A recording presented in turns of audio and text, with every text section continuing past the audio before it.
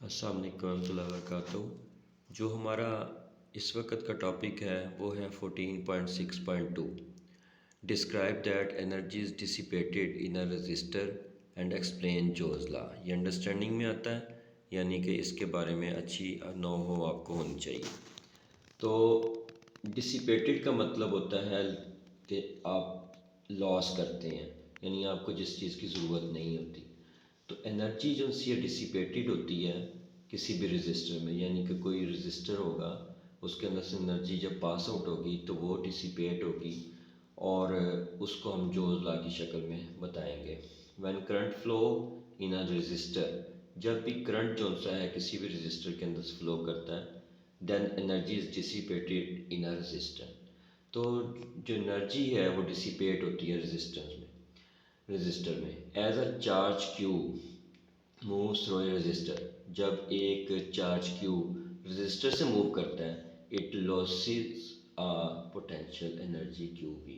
तो उसमें जो पोटेंशियल एनर्जी है वो क्यू वी की सूरत में लॉस होती है। When V is potential drop across the resistor, जब पोटेंशियल जो सा है वो ड्रॉप होता है रजिस्टर में, यानी कि पोटेंशियल कम होता है, this energy goes into heat electrical cables warming up. तो इसकी एग्जांपल जो सी इलेक्ट्रिकल केबल की सूरत में ले सकते हैं। तो एनर्जी जो सी है वो हीट की सूरत में लॉस होती है, तो इलेक्ट्रिकल केबल इसकी सबसे बड़ी एग्जांपल है। इसी तरह से जो येलो कलर के बल्ब होते हैं उसमें जो हमें लाइट मिलती है, उसके अलावा हीट भी बहुत ज़्यादा प्रोड्यूस होती है। तो वो जो हीट एनर्जी होती है वो हमें ज़रूरत नहीं होती उसकी, इसलिए वो हवा में या एयर में लॉस हो जाती है, तो वो इसका मतलब है डिसिपेट हो रही है।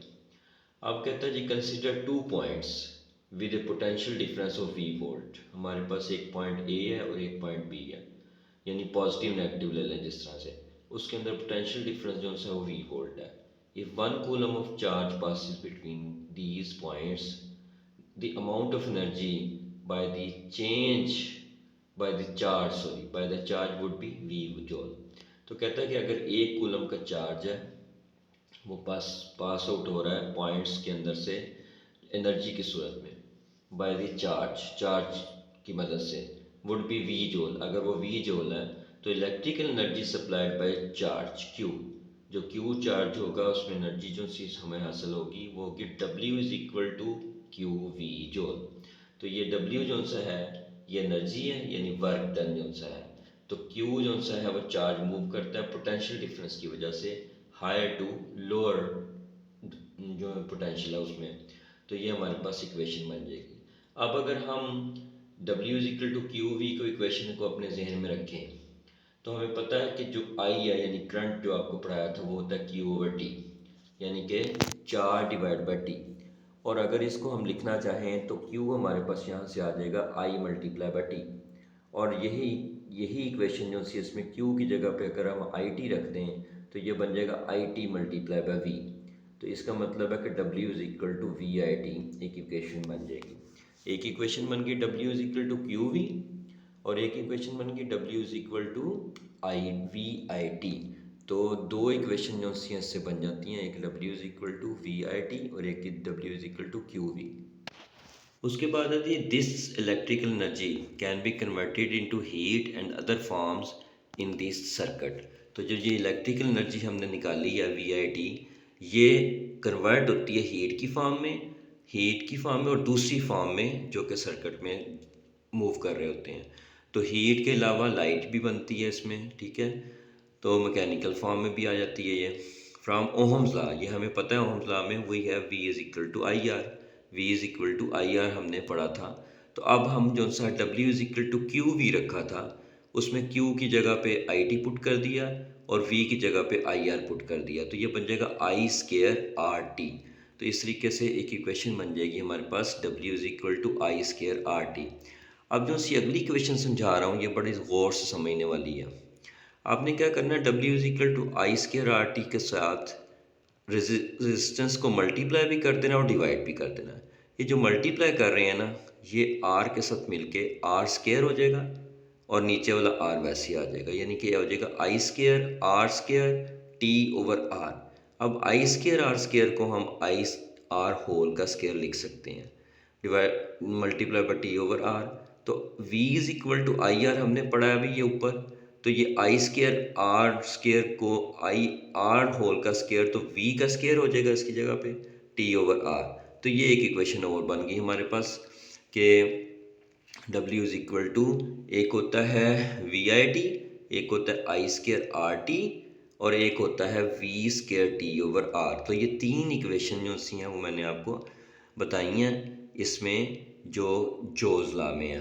तो ये जो सी आई स्केयर आर टी जो सी इक्वेशन हमने प्रूव की थी w is equal to I square R T, this is called जोज लॉ। तो ये जोज लॉ कहलाता है और इस फार्मूले का अगर ये फार्मूला आपको याद है तो इसकी मदद से आप इसकी डेफिनेशन बना सकते हैं। The amount of heat generated in a resistance due to flow of charge, यानी चार्ज जब फ्लो करते हैं तो उसकी सूरत में जो एनर्जी यानी अमाउंट ऑफ हीट जनरेट होती है is equal to the product of square of current I. ये देखें आई स्केयर है, product of square of current I, resistance R and the time duration T. I square R T, square of the current I, resistance R and the time duration T, इनको multiply कर दें अगर product ले लें इनकी तो ये बन जाएगा आई स्केयर आर टी। तो ये आपका जोज लॉ कहलाता है।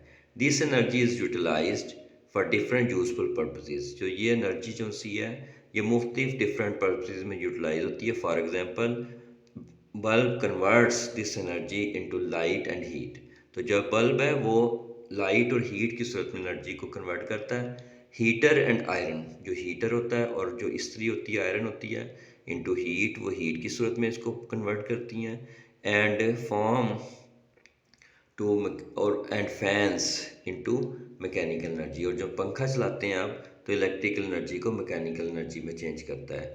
This energy appears as heat in the resistance. और जो सी ये एनर्जी होती है, ये जो हमारे पास एनर्जी हासिल होती है, अगर ये रेजिस्टेंस के अंदर से गुजरे तो ये हीट की सूरत में हमें मिलेगी। तो इस तरीके से मैंने आपको जोज लॉ पढ़ाया, ये बड़ा इंपॉर्टेंट है जोज लॉ। इसमें हमने देखा कि जोज लॉ जो सा है ये इसके लिए इक्वेशन होगी use w is equal to Q V, और q की जगह पे हमने आई टी पुट करके वी आई टी एक इक्वेशन रखी, और जब इस v की जगह पे आई आर पुट कर देंगे तो ये v हो जाएगा आई स्केयर आर टी, और ये दूसरी इक्वेशन हमारे पास हो जाएगी, ये हमारे पास दूसरी इक्वेशन होगी आई स्केयर आर टी, और तीसरी इक्वेशन जो सी हमने बनाई है V square T over R. तो ये इस तरीके से हमारे पास जोज लॉ आ गया। तो अगर इसी जो सा है जोज लॉ को देखा जाए तो ये इसकी डेफिनेशन आई स्केयर आर टी के फार्मूले से हम बना सकते हैं। तो उम्मीद है कि आपको जोज लॉ जो सा है वो समझ में आ गया होगा कि किस तरीके से आप जोज लॉ को इंटरप्रेट करते हैं और बयान कर सकते हैं और बता सकते हैं। अस्सलाम वालेकुम रहमतुल्लाहि व बरकातहू।